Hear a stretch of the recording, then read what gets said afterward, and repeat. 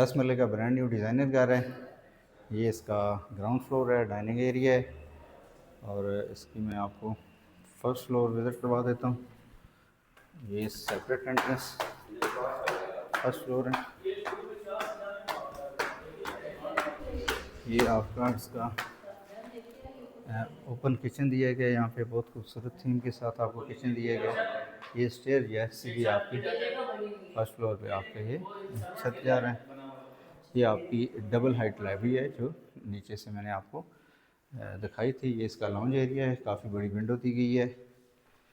ये इसका master bedroom है फर्स्ट फ्लोर पर, सीलिंग डिज़ाइन। इसके साथ इसका अटैच वॉशरूम दिया गया है, कंसील्ड सीट है और शावर एरिया प्रॉपर सेपरेट किया गया है। ये इसकी वार्डरोब है, डोर हाइट अच्छी रखी गई है। ये इसका दूसरा बेडरूम है, सीलिंग डिज़ाइन है, इसके फैंस हैं, वार्डरोब बहुत खूबसूरत। और ये इसके साथ इसका अटैच वॉशरूम है, शावर एरिया बिल्कुल सेपरेट दिया गया है। 5 बेडरूम डबल यूनिट हाउस है।